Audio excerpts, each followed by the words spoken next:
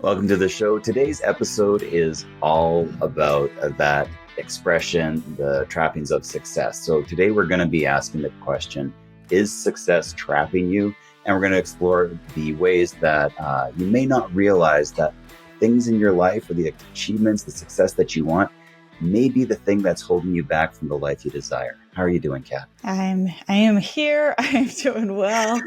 I am. We're recording early today, so I am getting into the swing of things. How about you? I'm not.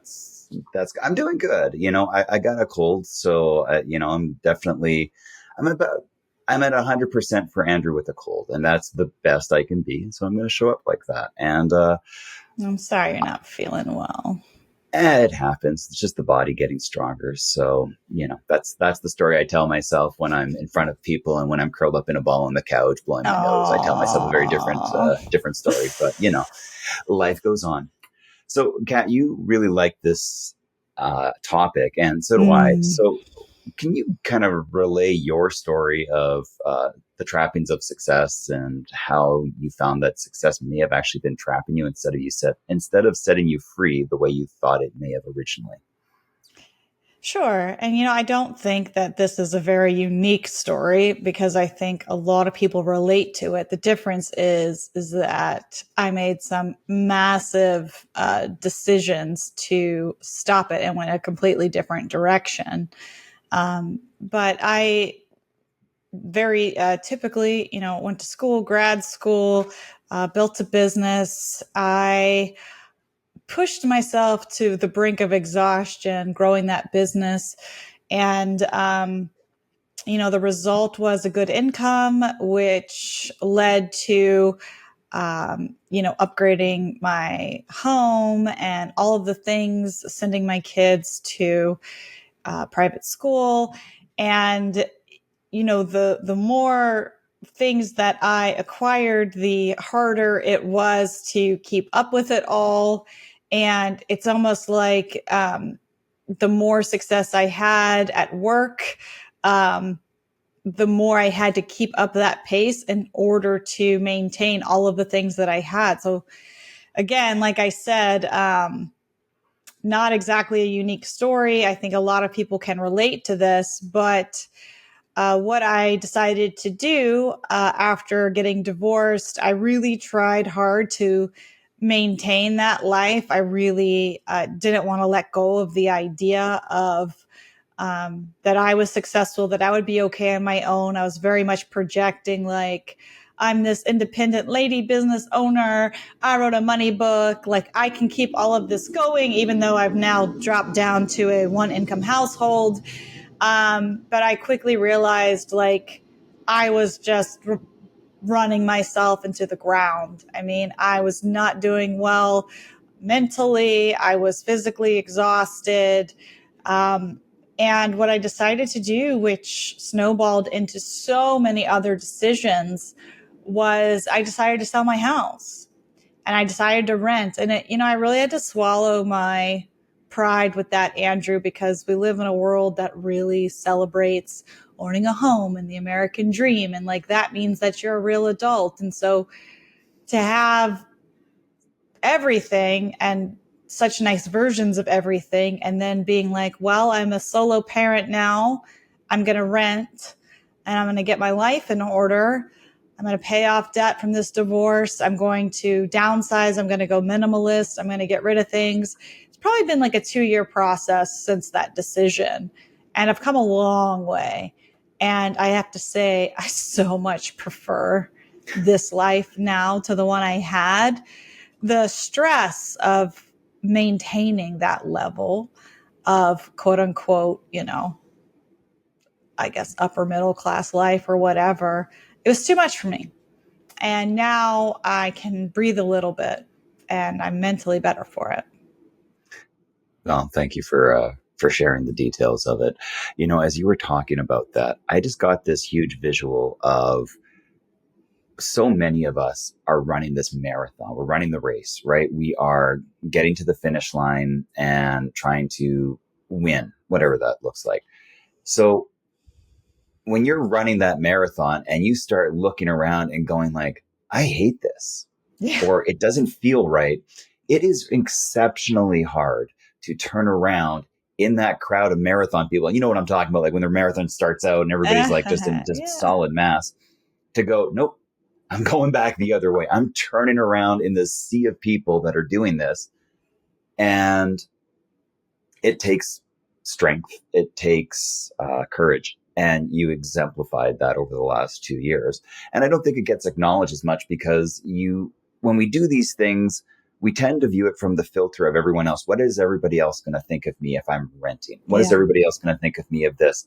And you start labeling yourself as things that are not true. And we've talked about this a lot, but people aren't really thinking about you. That's the first thing. The person Yeah. running the marathon next to you, they only care if you're bumping into them. That's it. They're focused on their race. So it's really hard to turn around in that race and start walking back the other way and going, no, this feels a lot better. I'm gonna walk somewhere else and I'm gonna go enjoy life that's not in this race. But it's also easier if the person next to you kind of looks at you and goes, this is stupid, right? This is not making me feel good. So let's turn around and go somewhere else. And when you start to do that, you start to find other people that are more like that. And there might be a whole bunch of people in that crowd that are like, yeah, this is not what I thought I had signed up for.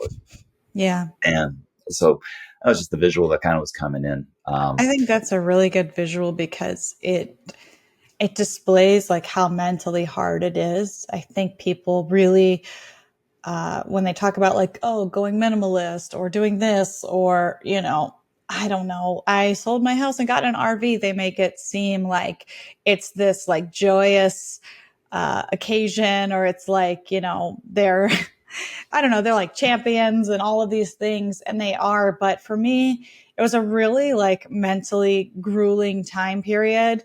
And I've really changed my view of it because initially I was really down on myself. Like, again, you should know better than this. Like, you wrote the money book. You should have been able to, keep the business at this level and all of these different things. And now I think, no, it's because I had the financial knowledge that I did that I stopped the bleeding in time to Exactly. fix things. But it is a very lonely journey, I will say, because the vast majority of the people in North America are on this never ending quest for success and recognition and all of these things. And to say, like, I'm out is a rarity.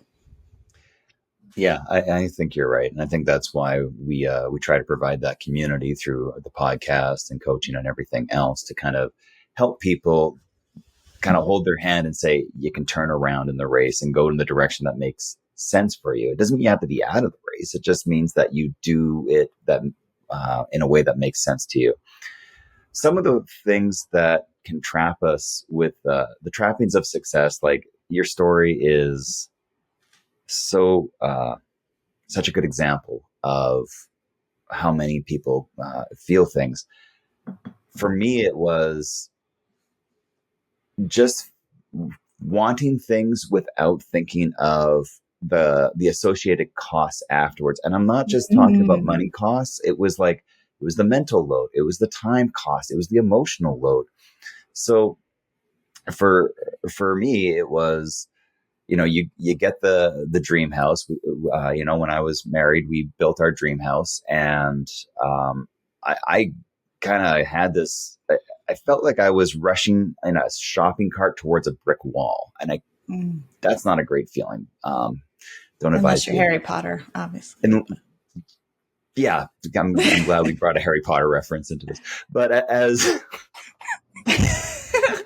jeez, any chance you get, anyway, love it. So and this happened, and then I'm like, in my head, I just want to get this house, because when I get this house, then I've arrived. I have my dream house. And then Yeah. I got the house and I got in and I just felt so overwhelmed. Like I have a pain in my chest talking about this, like just from the Yeah. crippling debt that was there. But then the other things started to come up, and it's like, well, now you need to furnish it. Well, I wasn't Yeah. thinking about that part. Well, now you need to finish the basement. Now you need to do landscaping. Now you need a sidewalk. Now you need all these things. And I'm like, oh my gosh, this is so much more than I thought it was when I just said, I want to have a dream house.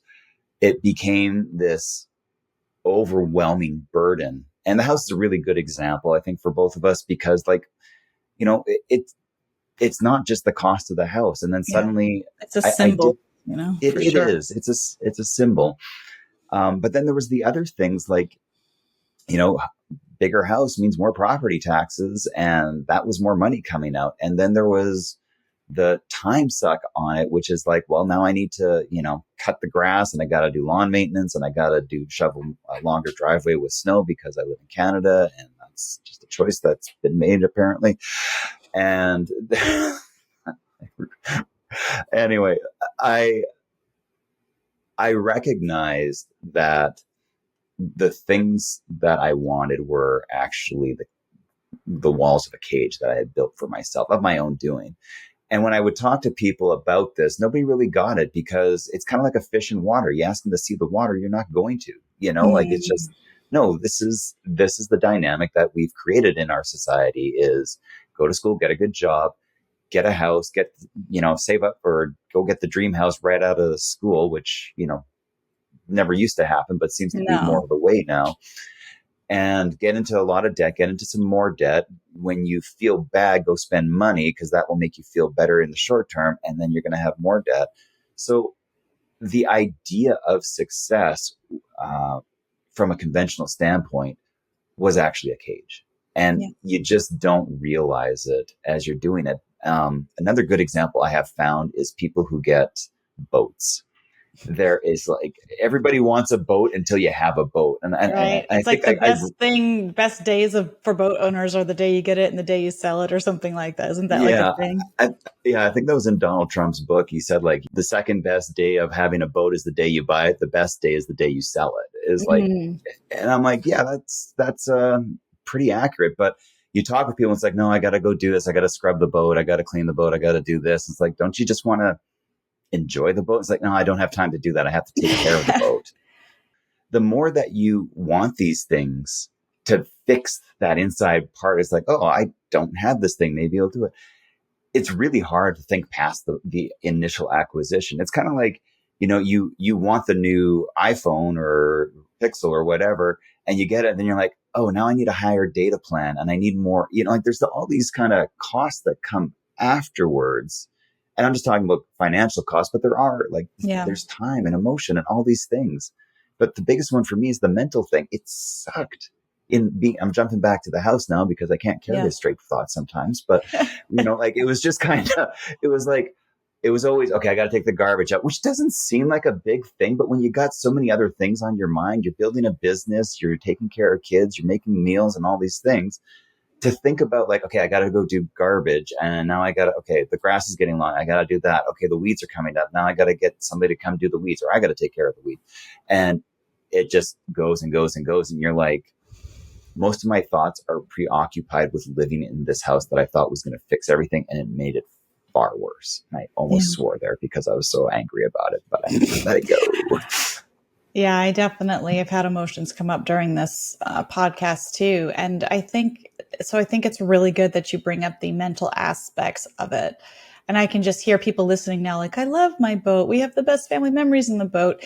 And so these are not blanket statements, but more if you've come to our podcast because you feel like something is missing, you feel that emptiness inside, you feel like you have checked all the life boxes, but you're not feeling as happy as you thought you would at this point. It's almost like, you were advertised all of these things that if you work really hard and you get all of these things, then you will have arrived, right?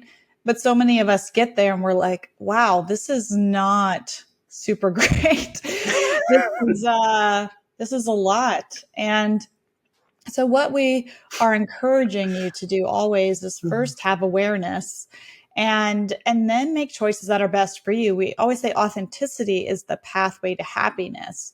And it's very hard to have the courage and the confidence to turn around in the race. As Andrew said, I really like that analogy today. Congratulations. I like your analogy today. Good one. Ladies and gentlemen, it's been 40 plus episodes and I have one approved analogy. This is examples of how you keep at it and eventually, Your eventually you trophy find a is on diamond. its way. That's Thank right. you. Um, but I was just overhearing a conversation in the school pickup line on Monday. And a parent was asking another group of parents, like, oh, what'd you guys get up to this week? And like, oh, it's just house projects. That's what we do every weekend. And they seemed like so down about it. Of course, there's a million Instagrams of people who love doing house projects, but we're offering you a different way of thinking of things. My therapist and I were just talking about how busyness is a trauma response. Packing your day full of things, full of tasks, full of chores, all of those things are a trauma response, because when you're busy and you have a lot of stuff to do and a lot of stuff to take care of, and your like mental load is heavy, heavy, heavy, you don't have time to think about yourself. You don't have time to sit in the quiet and feel your emotions. You are so preoccupied with everything that you have to do in this, world, this 21st century life, with all of the trappings and the jobs and everything you do to maintain it and all the expectations of you. It is near impossible to develop a mindfulness practice, to finally go take a yoga class, to sit there and learn how to meditate, because the second you stop, all of those worries come flooding in, all of the things that you fear. Then you start worrying about losing your job, and then you double down on the work. Busyness blocks us from processing our emotions and feelings about things. And the beginning of a journey to start processing your emotions is very challenging and can knock you on your butt pretty easily. But it is the pathway to going within yourself and doing that self-discovery. What do I actually want? Because guess what? When those parents said they did house projects all weekend, guess who was not sad about homeownership? Me. But I've had moments, and we've talked about on the podcast, walking in this beautiful neighborhood feeling like I'm super behind in life. But when I get to those moments, I'm like, I'm going to walk right back to my apartment. I'm going to read my book. I'm going to, do my work, do my job. I'm going to do, one load of laundry, because I got rid of so many things when I downsized to an apartment. I just have a big exhale just thinking about how much happier I am in this situation. That's not to say everyone would be happy in this situation, but for me personally, it is more in line with my authentic self to be here in the apartment without a long list of house chores and expenses. So we are encouraging you to try to have some quiet moments, think about what you really want, and make a little room in your life to start feeling some things, and not, mindlessly going through checking the boxes. I like that. I like that. I like the busyness thing. When you told me that, it resonated. I think, one of the things I was told really early on is busyness is a form of laziness. And to me, it always kind of made me think in systems and getting things done fast. But then I realized I would just find more stuff to do. And really what I was doing in that moment is just ignoring the smoke alarm going off in my brain. That's like, this isn't what I want right now.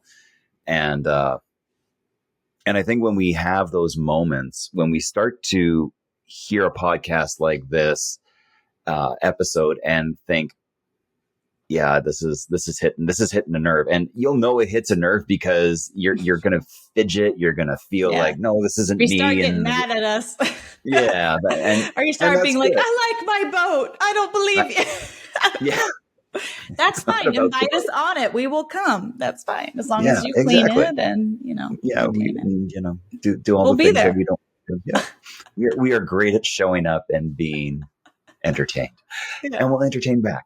I think when we look at these things and we really dive in to what success is, it really is, how are you defining it? And most of us don't think of it.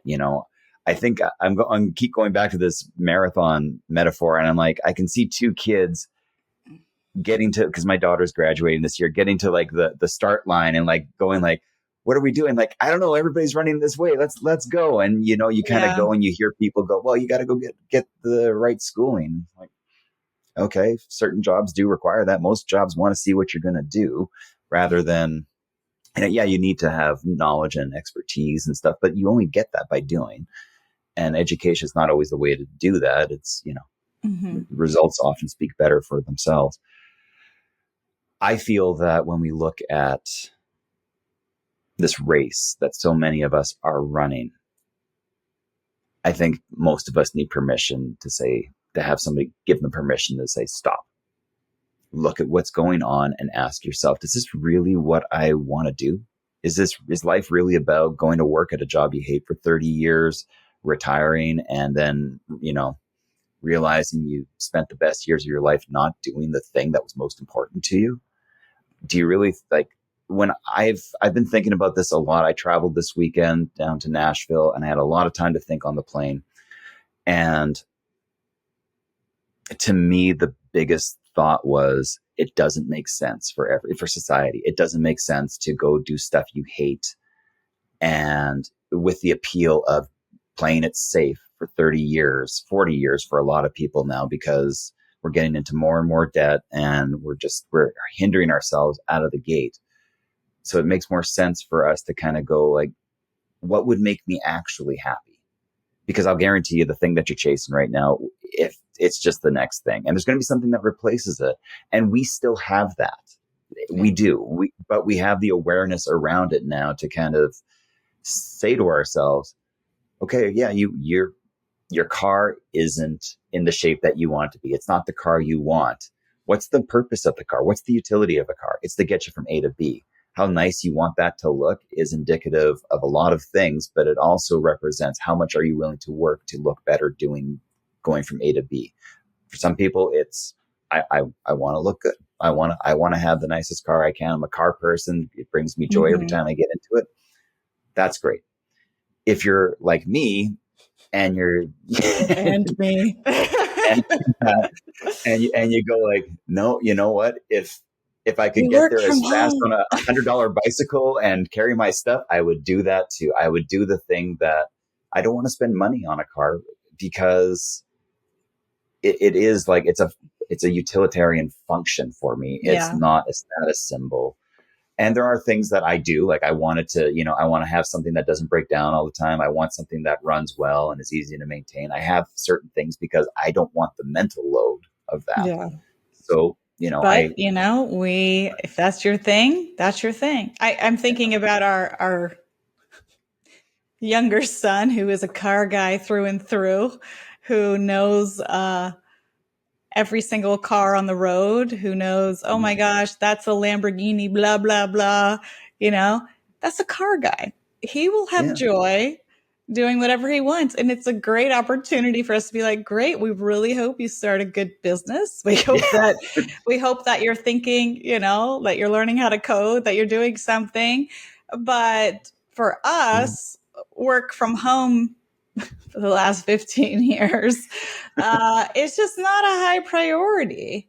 it's I really don't not. need to have a big car note in the driveway personally. So, again, for all the boat people and car people listening, if that's your joy, great. But make sure that you're doing it for you because it lines up with your authentic self and not because you want to look good or have people think you're cool or think you're wealthy because of the car you drive. That is exactly it. And okay, so we've attacked the houses, we've attacked boats, and we've attacked What else cars. can we offend today? What else can we do? Well, let's Oh, go after stuff really fast here because I think we're all awash in a sea of stuff. yeah. And we're right now we're recording this in November, and of course, like my email is flooded with every possible pre Oh Black my Friday sale that's gosh. going to happen. And I look at things, and I like my stuff. I do. But I like acquiring the stuff and then not keeping it as much anymore, Mm-hmm. and I'm balancing that. So I just finished Scarcity Brain, and one of the things that he touched on in this book is that when you want to, it's basically like kind of understanding that your need for wanting more doesn't make you happy. It's a Mm, survival instinct. And now we have mm. way more free time and resources. So we kind of fill that rather than hunting gathering, which I'm so glad I don't have to do, by the way. Can you imagine us trying to hunt and gather? Can you imagine me having to garden and you having to hunt something? Oh God. We would That would, be, we'd be extinct. We'd be yeah, done. yeah. You can put some Where's the funeral music in right Wi-Fi? there. Yeah, yeah, exactly. So, but what he said was, like one of the things that people really get happiness out of, he was talking about the Benedictine monks. It's like they don't have possessions. Everything they have is for the common good, and it serves like a purpose. So Mhm. when you start to look at things as acquisitions, to look at something and go, I want this car to take me from A to B, and that makes sense. You don't have to have the Rolls Royce or Lamborghini. You can have an Yeah. affordable car.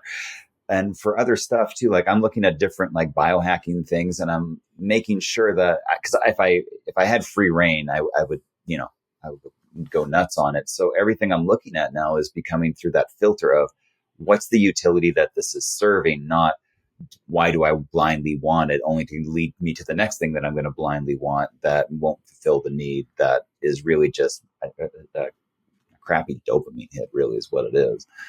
So being able to look at your stuff too and kind of go like, what is the purpose that this serves? When I go on a trip, I collect a magnet from everywhere I go. And I could have Mhm. gone like with t-shirts or, big pieces of art, but I kind of looked at it and I'm like, when I look at it, I want that to bring out this memory. Yeah. That's it. It doesn't have to have any functionality for that. So that's the way I look at it. What do you think of that, Kat? About like starting to look at your stuff more as for its utility rather than the acquisition of it. That is a hard word in the morning. Wow. Okay. I no, I love it. I'm here for it. I, as you know, downsize so much and there's so much more I could go to.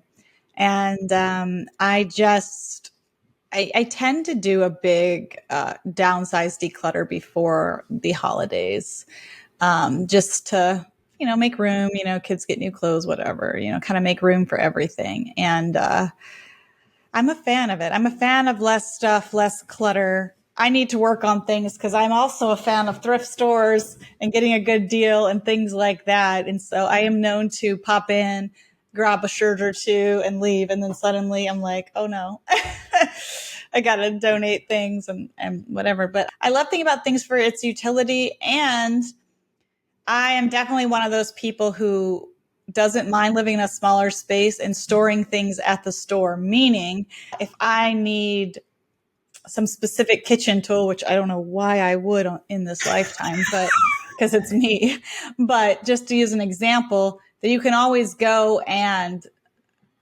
buy a blender for this specific thing or meal or whatever. But if you never use it, then you can donate it, give it to someone who will use it.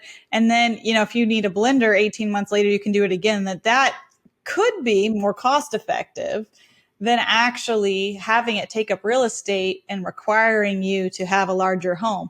Not that just a blender would do that, but like all the things. So not only can you keep stuff for its utility, I still like the Marie Kondo, just whatever sparks joy. So I'm like, utility makes me, and whatever makes me smile. Right. I like that. I think that's an amazingly good balance for Yeah. doing all those things. I feel like there is more we could explore on this, but I know we like to keep it to half an hour. We're I getting know. close We've to just that. been like, blah, blah, blah. Yeah. So I already said my glimmer for the week. It was going on my son with my going with my son to Nashville. We Oh, got to see a yeah. Predators game in the Grand Ole Opry. What is your glimmer for the week, Catherine? Well, this is going to sound silly, but I almost didn't get this apartment because it didn't have a washer and dryer in it. And that was, again, part of my checkbox trappings of success. And, oh my gosh, am I going to be this quote unquote, successful person who has to use the coin laundry? It's all these terrible things. I freaking love the coin laundry. You really It's do. my glimmer. because there's like two of them and I can do two loads at the same time. It's so fast.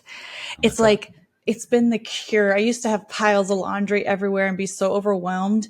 It has streamlined everything. So this one thing that this apartment didn't have that almost made me not get it is like my favorite thing about it. Who would have thought? But it's just another I love example of it. like turning around and being like, sorry, I don't have a entire room with a washer and dryer that looks like it came out of a magazine. I'm like hauling my stuff in the hallway of my apartment complex, and it's awesome. That's my glimmer. I like it. I love it. It just because All it right. goes with the theme of Yeah, this no, it's show. totally right. I love it. Thank you.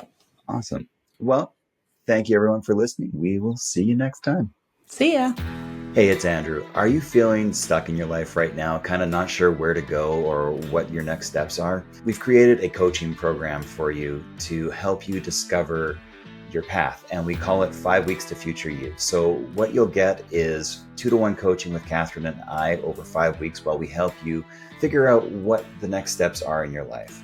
We offer a complimentary call. You just have to go to 5yearyou.com to check it out and set up your call with us to see if we're a good fit. I know from my own experience that it is incredibly hard to do this on your own, and that's why we're offering these coaching calls. We're only going to work with 5 people at a time to make sure that we can give you the attention that you truly deserve. So head on over to 5yearyou.com to get started. Hey guys, quick disclaimer. We're podcasters on the internet. If you need to seek professional help, please go see your healthcare professional.